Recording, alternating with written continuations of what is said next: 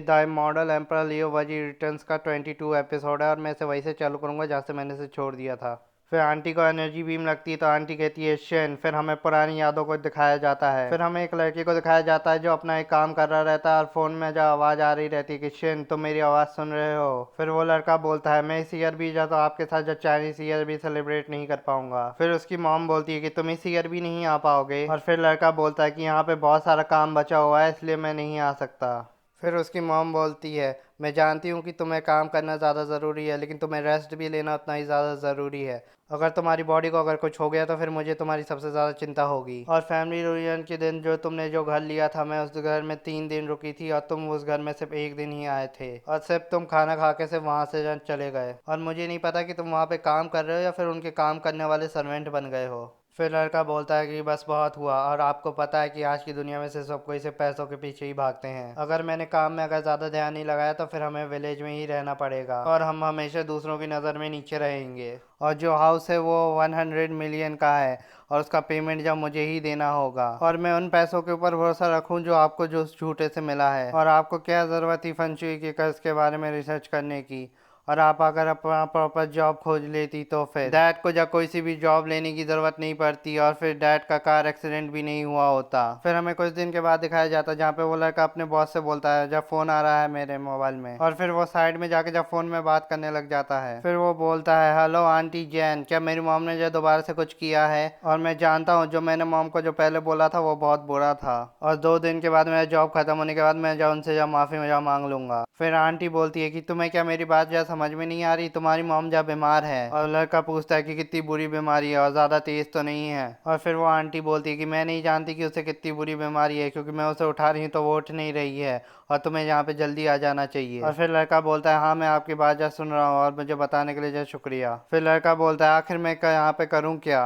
और हमने बाकी लोगों के साथ एग्रीमेंट कर लिया था कि यहाँ पे लीडर लोग आके जो एक्सपेक्शन कर सकते हैं और वो जो पहाड़ के चट्टान के पास जो खड़ा रहता है तो वो पहाड़ का चट्टान जो टूट जाता है और वो नीचे की तरफ गिर जाता है और फिर वो नीचे की तरफ गिर जाता है तो फिर उसके सर में एक चोट लग जाती है और वो बोलता है कि कोई मेरी मदद करो और मैं यहाँ पे बिल्कुल नहीं मर सकता क्योंकि मेरी मॉम मेरा इंतजार कर रही होगी। फिर नीचे से ऐसे एक आवाज़ आती है कि अगर तुम्हें जिंदा रहना है तो तुम्हें मेरी एक इच्छा पूरी करनी होगी। फिर हमें आगे का दिखाया जाता है जहाँ पे उसकी मॉम गायब हो रही रहती है और वो चिल्ला रहता है मॉम और फिर वो अपने माइंड के अंदर होता है और उसके माइंड के अंदर के साथ जब गोस्ट किंग भी होता है और फिर वो लड़का बोलता है कि मुझे मॉम मुझे सब कुछ याद आ गया है और वो तुम हो जिसने अभी मेरी मॉम को तुमने मारा है और तुमने मुझसे कहा था अगर मैं तुम्हारे 9 स्पेस की पावरफुल पिलर जा खड़ी कर दूंगा तो तुम मुझे जा छोड़ दोगे और मैं तो बस अपनी मॉम को जा देखना चाहता था तो तुमने उनको क्यों मार दिया। फिर गोस्ट किंग उस लड़के से बोलता है कि मैं असली कातिल नहीं हूँ। फिर वो लुओ की तरफ उंगली करते हुए बोलता है कि अगर इस इंसान की वजह से अगर हमारा प्लान अगर नहीं फेल हुआ होता तो तुम दोबारा से रीबॉर्न हो जाते और तुम अपनी मॉम से जब मिल लेते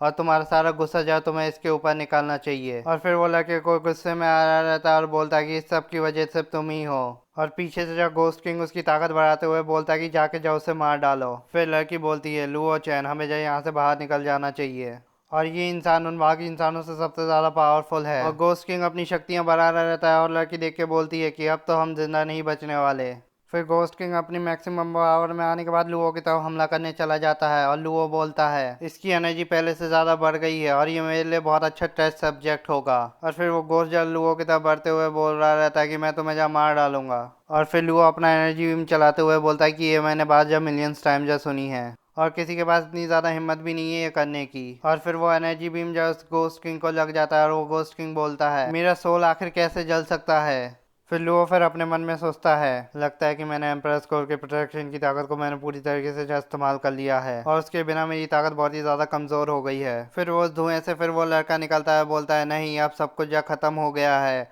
और फिर मैं अपने मन में सोचता है गोस्ट किंग तो मर चुका है आखिरी बार मैं अपनी मॉम से कैसे मिलूंगा। फिर वो लड़का लुओ से बोलता है अब तो सब कुछ खत्म हो गया अब तो तुम मुझे जान से मार दोगे। फिर लुओ फिर अपनी एनर्जी से एक फॉर्मेशन बनाता है फिर उस फॉर्मेशन से एक हाथ निकलता है और फिर वो हाथ जब उस लड़के के चेहरे पे जा रखा होता है फिर वो लड़का देखता है तो बोलता है मॉम और फिर उसकी मॉम बोलती है फाइनली तुम उठ गए हो। फिर वो लड़का बोलता है मॉम ये आप ही हो ना। और फिर पीछे से वो लड़की बोलती है ग्रैनी आप यहाँ से जब डिसअपियर नहीं हुई थी। और फिर लुओ बोलता है कि ये जगह में इतनी ज्यादा पावर है कि ये स्पिरिट्स को गैदर कर सके और उन्हें यहाँ पे बंद कर सके, और मैं थोड़ी सी पावर की मदद से मैं किसी के स्कैटर्ड स्पिरिट्स को जब रिस्टोर कर सकता हूँ। और फिर वो लड़का बोलता है सॉरी मॉम, और मुझे जो आपसे जब वो बिल्कुल बातें नहीं बोलनी चाहिए थी। और फिर उसकी मॉम बोलती है कि तुम मॉम के बहुत ही ज्यादा अच्छे बच्चे हो और मॉम तुम्हारे ऊपर कैसे नाराज हो सकती है, और ये तुम्हारी मॉम का फॉल्ट है कि तुम्हें एक अच्छा एनवायरनमेंट नहीं मिल पाया। और फिर वो लड़का पुरानी बातों को याद करता है, और कुछ लोग बोल रहे रहते हैं कि तुमको अपने क्वेश्चन के आंसर भी नहीं बता सकते और तुम दूसरे लोगों को बोलते हो कि तुम उनके फॉर्च्यून बता सकते हो, और तुम्हारी मॉम एक स्कैम आर्टिस्ट है, तुम ये बात जानते हो। फिर उसकी मॉम बोलती है कि तुम उस मिजरी से निकलना चाहते हो कि जो तुम्हारी फैमिली ने जो तुम्हारे ऊपर लाई है, और मैंने तुम्हें हर बार स्ट्रगल करते हुए देखा और मैं हमेशा से तुम्हारी मदद करना चाहती थी, लेकिन मैं तुम्हें सिर्फ स्ट्रेस और वरीज ही देती रहती थी, और मुझे जो तुमसे जब माफी मांगना चाहिए। फिर लड़का बोलता है नहीं मॉम। फिर उसकी मॉम फिर वहां से गायब होने लग जाती है, तो फिर वो जोर जोर से रोते हुए बोलता है मॉम। फिर लुओ बोलता है कि उसका टाइम जा खत्म हो चुका है, और जो तुम्हें मॉम को देखने की जो तुम्हारी इच्छा थी उसको मैंने अब पूरी कर दी है, अब तो तुम अंडरवर्ल्ड में जाके दोबारा से रिबॉर्न हो सकते हो, अब तुम्हें जा अपना जो चॉइस जा ले लेना चाहिए। और फिर वो लड़का बोलता है मैंने सिर्फ कुछ ही जो यंग एनर्जी उसमें से निकाला है और मैंने उसे रिफाइन बिल्कुल नहीं किया है, इससे कुछ ज्यादा इफेक्ट नहीं होगा, लेकिन जो इवल स्पिरिट है वो अपनी बॉडी को जा रिकवर कर लेंगे, और तुम अपनी सारी की सारी स्पिरिट पावर का इस्तेमाल करोगे तो तुम यहाँ पे बिल्कुल नहीं रुक पाओगे, और तुम उस स्पिरिट गोस्ट की तरह तुम मारे जाओगे, और जा तुम्हें जो ये सोच लेना चाहिए। फिर वो लड़का लुओ के सामने सर झुका के बोलता है और सर आप बहुत ही ज्यादा दयालु हैं, और अगर आप चाहते तो मुझे उस गोश्त के साथ ही खत्म कर देते, आपने मेरी मॉम से मिला के मेरी आखिरी इच्छा भी पूरी करवा दी, अब मैं बिना किसी रिग्रेट के अब मर सकता हूँ। जब मैं उस ईवल किंग के साथ जब जुड़ा हुआ था तो मैंने जब वर्ल्ड में एक स्ट्रेंज सी पावर महसूस की थी, और वो पावर तुम्हारी पावर के साथ बिल्कुल मैच करती है, और मुझे लगता है कि और बहुत ज्यादा बुरी चीजें जो आने वाली है, और मैं जो होप करता हूँ कि सर इस चीज को जो संभाल लेंगे। और ये बोल के वो वहां से जा खत्म हो जाता है। और गाइस ये एपिसोड इतना ही, और सॉरी गाइस जा लेट डालने के लिए।